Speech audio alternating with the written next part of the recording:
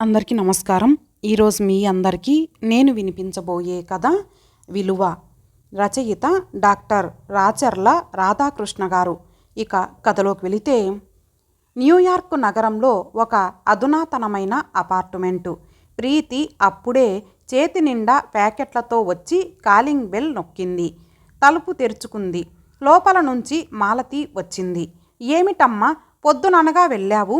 నీ షాపింగ్ ఇంతసేపా? మరీ విడ్డూరం. మీ అన్నయ్య ఇప్పటికీ 4 సార్లు ఫోన్ చేశారు. ప్రీతి వచ్చిందా, ప్రీతి వచ్చిందా అంటూ, ఒకటే కంగారుగా అంటూ నిలదీసింది. అబ్బబ్బా, నన్ను ముందు లోపలికి రాని వదినా. షాపింగ్ చేసి నా గొంతుక తడారిపోయింది. ప్రీతి మాలతిని తోసుకుంటూ లోపలికొచ్చి సోఫాలో కూలబడినట్టుగా కూర్చుంది. గెట్ మీ 1 కోక్ వదినా, చాలా దాహంగా ఉంది. ఆజ్ఞ అర్ధింపు కలబోసినట్లుగా అంది. మాలతి గబగబా వెళ్ళి ఫ్రిజ్ తెరిచి కోక్ తీసి ప్రీతికి అందించి తను కూడా సోఫాలో కూర్చుంటూ అడిగింది. ఇప్పుడు చెప్పమ్మా, ఇంత ఆలస్యం అయ్యిందేమిటి? ప్రీతి అప్పటికే కోక్ తాగటం పూర్తి చేసి బాటిల్ టీపాయ్ మీద పెడుతూ, నేను షాపింగ్కి వెళ్ళేసరికి అక్కడ నాతో పనిచేస్తూ ఉన్న డిసూజా కనిపించి మంచి చైనీస్ కరాటే పిక్చర్ ఉందంటే ఇద్దరం వెళ్ళాం అంది. ఆ మాటలు వింటూనే మాలతి ముఖం అప్రసన్నంగా తయారయింది. ప్రీతి, నువ్వింకా చిన్నపిల్లననుకుంటున్నావా? నీకు 23 ఏండ్లు. నీకు పెళ్లి చేయాలని మేమిద్దరం నీకు ఇండియాలో సంబంధాలు చూస్తున్న సంగతి నీకు తెలుసు. ఇలా పరాయి మగాళ్లతో సినిమాలు షికార్లు తిరగడం మీ అన్నయ్యకి నాకు నచ్చదు అంది సీరియస్గా. ప్రీతి లేచి నుంచొని భుజాలెగరేస్తూ పెద్ద పెట్టున నవ్వుతూ, ఓ పూర్ వదినా, ఇదేమైనా ఇండియాలో ఒక పల్లెటూరు అనుకున్నావా? ఓ ఆడపిల్ల మగాడు కలిసి జస్ట్ సినిమాకి వెళ్ళినంతలో ఏం ముంచుకుపోయిందని? Silly, really you are being silly. అన్నయ్య రాని నేనే అడుగుతాను, దీంట్లో అంత సీన్ ఏముందో అంది. ప్రీతి, మాలతి ఇంకా సీరియస్గానే అంది. ఇవాళే ఇండియా నుంచి ఉత్తరం వచ్చిందట. మీ అన్నయ్య నాకు ఫోన్ చేసి చెప్పారు. అతను ఒక డాక్టరట. కానీ వాళ్ళు సాంప్రదాయాలకి విలువనిచ్చే మనుషులు. ఇంతకన్నా నీకు చెప్పాల్సిన అవసరం లేదనుకుంటాను. టీపాయ్ మీద ప్రీతి ఖాళీ చేసిన కోకోకోలా బాటిల్ లోపలికి తీసుకెళ్ళిపోయింది. ప్రీతి తన వదిన వెళ్ళిన వైపే చూస్తూ ఉండిపోయింది. ఇండియాలో విశాఖపట్నంలో ఆ వేళ ప్రీతిని చూసుకోవడానికి పెళ్లివారు వస్తున్నారు. సరిగ్గా అంతకు ముందు రోజే ఇండియా వచ్చారు ప్రీతి, మాలతి, సురేష్ అన్నగారైన సత్యం మువ్వలవానిపాలెంలో సొంత ఇల్లు కట్టుకున్నాడు.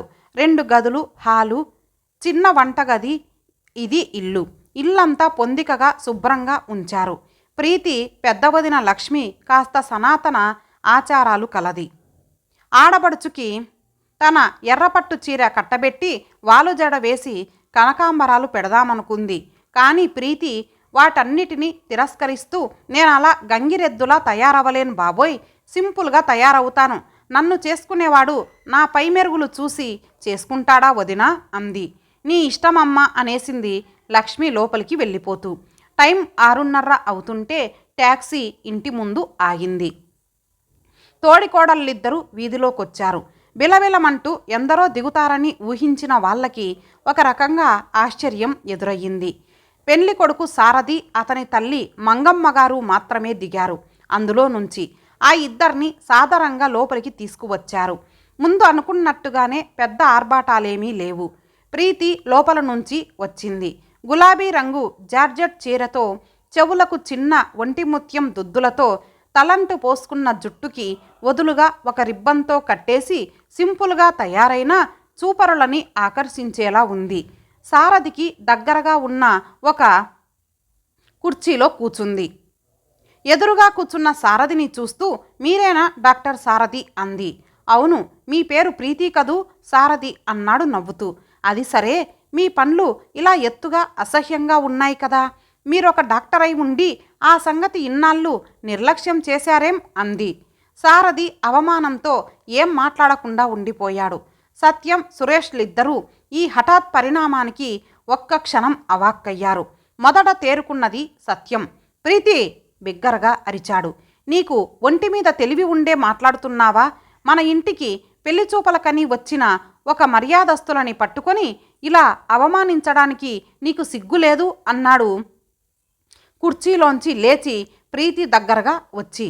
ఇంకా లక్ష్మి మాలతి సంగతి సరే సరే, వాళ్ళకసలు ఎటువైపు చూడాలో ఏం మాట్లాడాలో అర్థం కాక అయోమయ పరిస్థితిలో ఉండిపోయారు. కానీ ప్రీతి మాత్రం నిర్లక్ష్యంగా కుర్చీలోంచి లేచి పచార్లు చేస్తూ, ఏమిటన్నయ్యా, లేకపోతే ఇతను డాక్టరే కావచ్చు, కానీ మా ఇద్దరికి ఈడు జోడు అంటారే, అలాంటిదేమైనా ఉందా? చిచ్చి, ఇలాంటి నాసిరకం సంబంధం అని ముందే తెలిస్తే నేను ఈ పెళ్లి చూపులకి ఒప్పుకునేదాన్నే కాదు. అమెరికాలో $1000 సంపాదిస్తున్న నాలాంటి గ్రీన్ కార్డు హోల్డర్కి ఇలాంటి అనాకారి అయిన వాడికి భార్య కావటం కన్నా దురదృష్టమేముంటుంది? Oh, I hate that very idea, I just can't imagine myself అంటూ విసవిస లోపలికి వెళ్ళిపోయింది. అంతవరకు మౌనంగా ఉన్న మంగమ్మ గారు లేచి నుంచొని పమిట కొంగు భుజాల చుట్టూ కప్పుకొని తోడికోడళ్ళిద్దరితో, చూడండమ్మా, మావాడు అదేదో అమెరికా వెళ్ళాలని ఉబలాట పడుతుంటే కాదనలేక వచ్చాను, కానీ నాకు మొదట్నుంచి ఈ సంబంధం అంటే అసలు ఇష్టమే లేదు. అమెరికాలో పెరిగిన పిల్లకి మన సాంప్రదాయాలు అవి ఏం తెలుస్తాయిరా అని మొత్తుకున్నాను. వాడు వింటేనా? బుద్ధి గడ్డి తిని వచ్చినందుకు మీ ఆడపడుచు మాకు తగిన శాస్తి చేసింది. ఎందరో ఆడపిల్లల్ని చూశాను, కానీ ఇంత పొగరబోతుని ఎక్కడా చూడలేదమ్మా. మా వాడిని ఇంతగా అవమానించిన ఆ పిల్లని ఒక్కరు కూడా మందలించలేరా అంది. గొంతుకలో ఏదో అడ్డుపడ్డట్టై ఆపై మాట రాలేదు ఆవిడకి. క్షమించండి పిన్నిగారు అంటూ ఆవిడ కాళ్ళు పట్టుకున్నంత పని చేశారు లక్ష్మి, మాలతి. ఇలా అవుతుందనుకోలేదు. మా పిల్లల మీద ప్రమాణం చేసి చెప్తున్నాం. తల్లి కొడుకులు ట్యాక్సీ ఎక్కి కూర్చున్నాక సారథి సురేష్ వైపు తిరిగి అన్నాడు, అందుకే ఇంగ్లీష్లో సామెత ఉంది, marriages are made in heaven. Taxi కదిలిపోయింది. లోపలికొచ్చిన అందరూ ప్రీతి మీద విరుచుకుపడ్డారు. అసలు నీకింత అహంకారం ఏమిటే? నీకు ఈ జన్మలో పెళ్లి కాదు, ప్రతివాడికి ఏదో ఒక వంక పెడుతున్నావని ఎవరినీ పెళ్లి చూపులకి పిలవలేదు ఇంతవరకు. మొదట వచ్చిన తనకి మంచి సన్మానమే చేశావు అన్నాడు సత్యం. మీ ఆడపడుచుకి పెళ్లి చేయరా అని అందరూ అడుగుతుంటే సిగ్గుతో చితికిపోతున్నాం ఇప్పటికే. ఇంకా ఈ విషయం కానీ నలుగురికి తెలిసిందంటే పలానా వాళ్ళ కుటుంబం ఇలాగట కదా అని అందరూ ఈసడిస్తారు అంది లక్ష్మి. రేపు మరలా స్టేట్స్ వెళ్తే అక్కడ అందరూ వింతగా చూస్తారు మనని, సురేష్ విసుగ్గా అన్నాడు. ఇంత ఖర్చు పెట్టుకొని ఇండియా రావడం దండగయ్యింది. ఏకంగా పెళ్లి కూడా అయిపోతుందనుకున్నాం మేము. అందర్నీ పిచ్చి మొహాల్ని చేశావు కదా ప్రీతి అంది మాలతి. ప్రీతి మాత్రం కించిత్ లక్ష్య పెట్టలేదు వాళ్ళందరి మాటలని. మెడలో ఉన్న పొడుగాటి పూసల దండని తన వేలికి చుట్టుకుంటూ, ఇప్పుడేం మునిగిపోయిందని మీరందరూ ఇంత రాద్ధాంతం చేస్తున్నారో నాకు అర్థం కావడం లేదు. ఇంతోటి పెండ్లి కొడుకు తప్పిపోయాడని బాధపడుతున్నారా? మీకు నేనంత భారంగా అనిపిస్తే అమెరికాలో నేను వేరే ఉండి నా బతుకు నేను బతుకుతాను.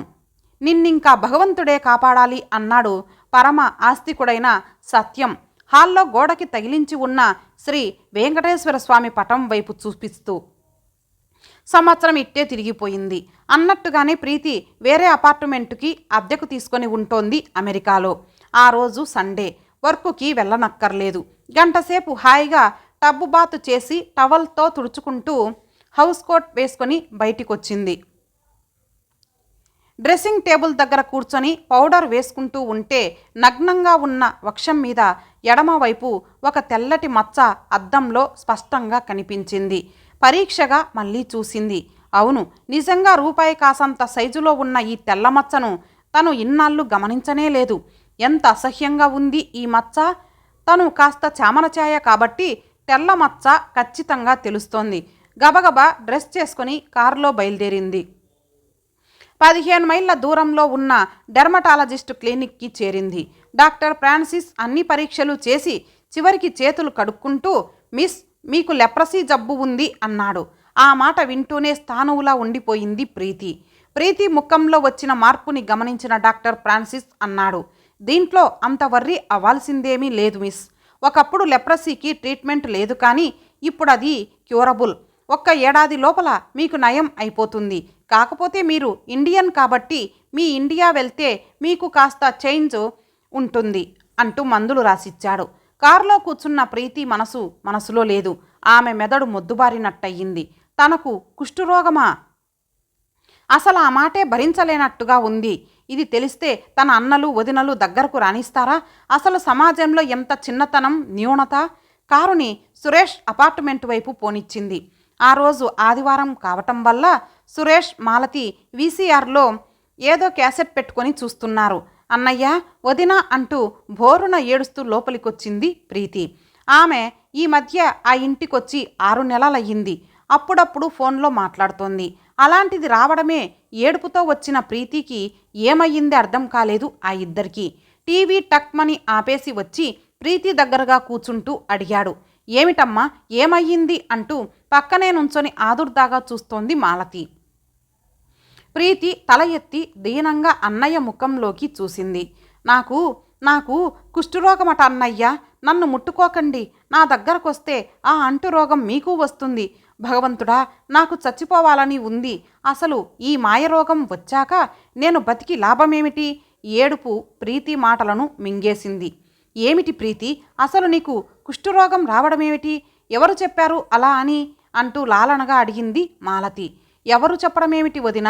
నేనిప్పుడు తిన్నగా స్కిన్ స్పెషలిస్ట్ దగ్గర నుంచే వస్తున్నా. ఇదిగో మందులు రాసిచ్చి స్థలం మార్పు కోసం ఇండియా వెళ్ళమని సలహా కూడా ఇచ్చాడు అంటూ మందుల చీటీ వదిన చేతికి ఇచ్చింది. మాలతి, సురేష్ ఆ కాగితాన్ని చేతిలోకి తీసుకొని చదివారు. సురేష్ ఈ మధ్య ఒక సైన్స్ మ్యాగజైన్లో లెప్రసీ మీద ఒక వ్యాసం చదివాడు. దాంట్లో ఈ రకం కుష్టు అంటువ్యాధి కాదని, క్రమం తప్పకుండా వాడితే మల్టీ డ్రగ్ థెరపీతో దివ్యంగా మాయమైపోతుందని, మనుషులు మామూలు సాధారణ జీవితం గడపవచ్చని ఉంది. చాలాసేపు ఆలోచించి ఒక నిర్ణయానికి వచ్చినట్టుగా అన్నాడు సురేష్. చూడు ప్రీతి, నిన్ను ఇండియా పంపిస్తున్నాను. వైజాగ్లో ఊరికి దూరంగా ఒక లెప్రసీ హోమ్ ఉందట. అక్కడ ఒక ఏడాది పాటు ఉండి వైద్యం చేయించుకొని నయం అయినాక మళ్ళీ ఇక్కడకు వద్దువు. కానీ అక్కడ ఎలాగూ పెద్దన్నయ్య వాళ్ళు ఉండనే ఉన్నారు. మేము ఎప్పటికప్పుడు ఉత్తరాలు రాస్తూ ఉంటాం, సరేనా? ప్రీతి మౌనంగా తల ఊపింది, అంగీకారం సూచిస్తూ. భీమిలి రోడ్ మీద 5 ఎకరాల స్థలంలో నిర్మించిన లెప్రసీ హోమ్ అది. పేదలు ధనికులు అనే తేడా లేదు అక్కడ. అందరూ సమానమే. రోగ తీవ్రతని బట్టి వాళ్ళకి ప్రాధాన్యత ఉంటుంది, కానీ వాళ్ళ ఆర్థిక స్థితిగతులను బట్టి కాదు. చుట్టూ ఎత్తైన ప్రహరీ గోడ, లోపల పెద్ద పెద్ద ఫలవృక్షాలు, పూల తోటలు ఎంతో ఆహ్లాదకరంగా ఉన్నాయి. వైద్య సహాయం అందించడానికి నర్సులు ఉన్నారు, కానీ సాధ్యమైనంత వరకు ఎవరి పనులు వాళ్ళే చేసుకోవాలి. పొద్దున్నే బావి దగ్గర చన్నీటి స్నానం చేసి వాళ్ళ బట్టలు ఉతుక్కొని సూర్య నమస్కారాలు చేయాలి. ఆ తర్వాత ప్రేయర్ ఉంటుంది. దాంట్లో అందరూ పాల్గొనాలి. అప్పుడు బ్రేక్ఫాస్ట్ ఇవ్వబడుతుంది. అక్కడ ట్రీట్మెంటులో ఉన్నంతకాలం స్త్రీలకు నూలు తెల్ల చీరలు, పురుషులకు నూలు పైజామా లాల్చీలు ఇవ్వబడతాయి. మాంసాహారం మాత్రం ఇవ్వరు అక్కడ. పురుషులకు ధూమపానం, మద్యపానం నిషిద్ధం. మందులు ఉచితంగా ఇవ్వబడతాయి. ఎండి పాస్ అయి కుష్ఠరోగ నివారణ గురించి ప్రత్యేక శిక్షణ పొందిన ఒక డాక్టరు అమెరికన్ కొలాబరేషన్తో ఈ లెప్రసీ హోమ్ నిర్వహిస్తున్నాడట. అతను వయసులో చాలా చిన్నవాడే, 30 లోపే ఉంటాయి. ఇంకా పెళ్ళి కూడా కాలేదట. అయినా మంచి ఆదర్శభావంతో ఈ సంస్థను ప్రారంభించి ఎందరికో వైద్య సేవ చేస్తున్నాడు అని వింది ప్రీతి. ప్రీతి ఆటో దిగింది. సూట్ కేస్ చేత్తో పట్టుకొని లోపలికి నడిచింది. దాదాపు 1000 మంది రోగులు అక్కడ వైద్య నిమిత్తం ఉన్నారు. ఒక నడివయసు ఆయన వచ్చి ఎవరు కావాలండి అంటూ మర్యాదగా అడిగాడు. ప్రీతికి తానొక కుష్ఠరోగినని, అక్కడ వైద్యం నిమిత్తం వచ్చానని చెప్పడానికి ఎందుకో సిగ్గు అనిపించింది. అందుకే డాక్టర్ గారిని కలవాలి అంది. రండి చూపిస్తాను అంటూ ఆయన దారి తీశాడు. ప్రీతి అనుసరించింది.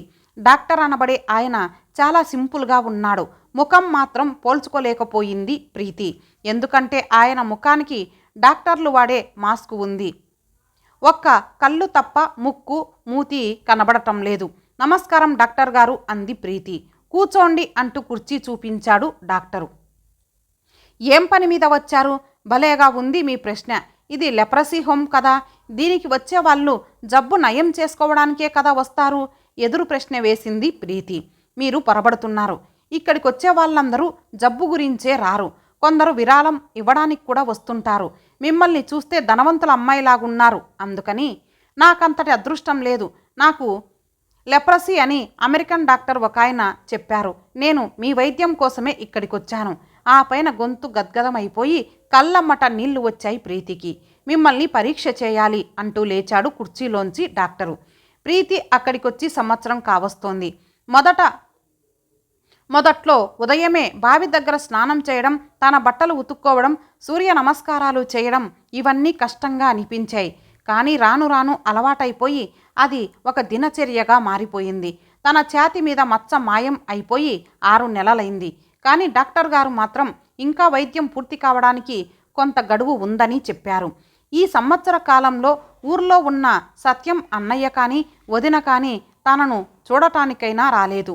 అమెరికాలో ఉన్న సురేష్ అన్నయ్య వదిన కనీసం ఉత్తరం రాయలేదు. వీళ్ళందరూ తనకి ఆప్తులని ఇన్నాళ్ళు నమ్మింది. కానీ తనకి ఈ రోగం రాగానే దాదాపు అందరూ వదిలేశారు. అసలు వాళ్ళు ఎందుకు తనని పట్టించుకోవాలి? తనకంటే పెద్దవాళ్ళనే ఇంగిత జ్ఞానం లేకుండా ఎంత ధిక్కరించింది వాళ్ళని. పెళ్లి చేద్దామని పెళ్లి సంబంధాలు ఎన్ని వెతికారు. తనేం చేసింది? అసలు తనకి తన అందం గురించి ఎంత అహంకారం ఉండేది? ఎంతమంది పెళ్లి కొడుకులని తన అందానికి సరితూగరని తిరగ్గొట్టింది. అందుకే భగవంతుడు తనకి ఈ రకంగా శిక్ష విధించాడు. బాహ్య సౌందర్యం నిత్యమని విర్రవీగింది. కానీ మనిషికి కావలసింది కేవలం బాహ్య సౌందర్యం కాదని, అంతః సౌందర్యం అని తెలుసుకోలేని మూర్ఖురాలయ్యింది. అసలు మానవత్వపు విలువ తెలుసుకోలేకపోయింది.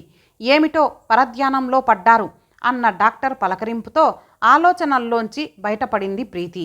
ఈ సంవత్సర కాలంలో డాక్టర్తో బాగానే పరిచయమయ్యింది. కానీ ఆయన ఎప్పుడూ మాస్క్ తీయగా చూడలేదు. వీళ్ళు కుష్ఠరోగులు తన దగ్గర వైద్యం చేయించుకోవడానికి వచ్చారులే అన్నట్టు కాకుండా ఎంత ఆత్మీయంగా మాట్లాడే అతన్ని చూస్తే ఒక విధమైన ఆరాధన మొదలైంది. ఏం లేదు, ఏవో గత స్మృతులు గుర్తుకొచ్చి అంటూ నసికింది ప్రీతి. గత స్మృతులా? ఏమిటండోయ్ అవి? నేను కూడా తెలుసుకోవచ్చా? నవ్వుతూ అడిగాడు. తప్పకుండా డాక్టర్ గారు, మీకంటే ఆప్తులు ఎవరున్నారు నాకు ఈ ప్రపంచంలో? రక్తం పంచుకు పుట్టిన అన్నయ్యలు కనీసం నేనున్నానో లేదో అని కూడా చూడ్డానికైనా రాలేదు. అలాంటిది ఏమీ కాని మీరు నా గురించి ఇంతగా శ్రద్ధ తీసుకొని వైద్యం చేయడమే కాకుండా నా బాగోగుల గురించి కనుక్కుంటున్నారు. ఏమిటో మరీ పొగిడేస్తున్నారు. నేను తమాషాకి అనడం లేదు డాక్టర్ గారు. ఎన్నాళ్ల నుంచో ఈ మాటలు చెప్పాలని అనుకుంటున్నాను. గతంలో నేను చాలా అందగత్తెను అనే అహంకారం ఉండేది. ఆ అహంకారంతోనే దేవుడి లాంటి ఒక డాక్టరు నన్ను పెళ్లి చేసుకోవడానికి వస్తే ఆయన్ని ఘోరంగా అవమానించాను. ఆ కారణంగానే నాకు ఈ రోగం ప్రాప్తించి నాకు గర్వభంగం చేసిందని నమ్ముతున్నాను. నాకు ఇప్పుడు పూర్తిగా జ్ఞానోదయం అయ్యింది. ఆ డాక్టర్ గారు కనిపిస్తే పాదాల మీద పడి క్షమాపణ కోరాలని ఉంది. నాలోని ఆ పాత ప్రీతి చచ్చిపోయింది. ఇప్పుడు ఉన్నది సరికొత్త ప్రీతి అంది. ఆ డాక్టర్ పేరేమిటండి? అసలు ఎలా ఉంటాడో గుర్తుపడతారా? ఆ మహామనిషి పేరు సారథి. ఇప్పుడు ఎక్కడ ఉన్నారో ఏమో. ఏ అదృష్టవంతురాలు ఆయనకి ఇల్లాలయ్యిందో. ఓ, సారథి నాకు బాగా తెలుసు. కాస్త పన్లు ఎత్తుగా ఉంటాయి అతనేనా?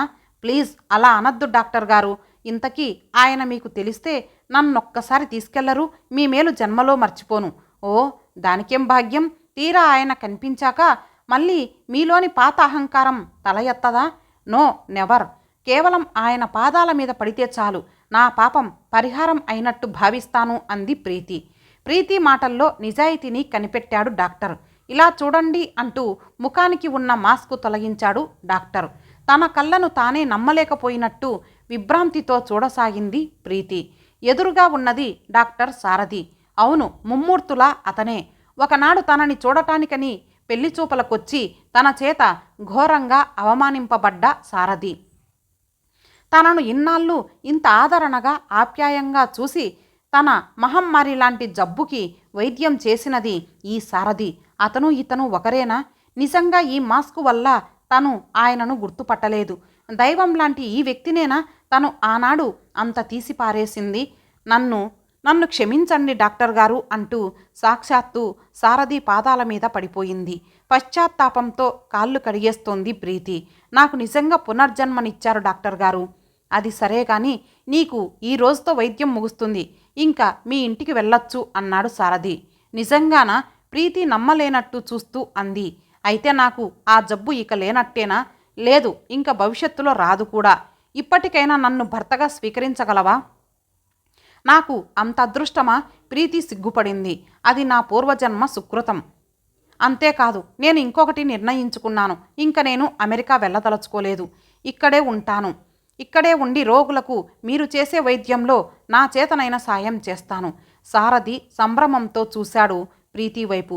ప్రీతి, నీలో నిజంగా ఇంత మార్పు వచ్చినందుకు అభినందిస్తున్నాను అన్నాడు ఆమె చేతులు పట్టుకుంటూ.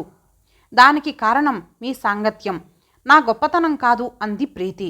అయితే నీకో శుభవార్త, మీ అన్నయ్యలిద్దరూ నిన్ను తీసుకెళ్లడానికి వస్తున్నారు అని సారథి చెప్పాడు. ప్రీతి ముఖం అప్రియమైనదేదో విన్నట్టుగా అయిపోయింది.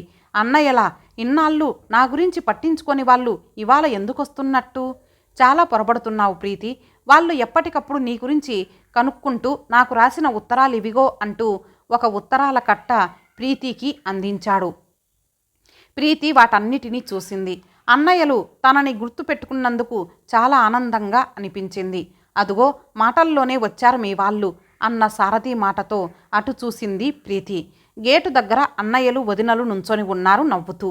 ప్రీతి కట్టలు తెంచుకున్న ఆనందంతో పరిగెత్తి వెళ్ళి వాళ్ళ ఒడిలో వాలిపోయింది. నన్ను మీరు ఇంక వదిలిపెట్టేశారనుకున్నాను వదినా. పిచ్చి పిల్ల, నీలో ఈ మంచి మార్పు కోసమే మేము అలా ప్రవర్తించాం. అంతేకాని ఎందుకు వదిలేస్తాం అన్నారు లక్ష్మి, మాలతి. అంతేకాదండి, ప్రీతి నేను భార్యాభర్తలం అవడానికి నిర్ణయించుకున్నాం ఇప్పుడే అన్నాడు సారథి దగ్గరకు వస్తూ. నిజంగా? అందరూ ఆనందంగా అడిగారు.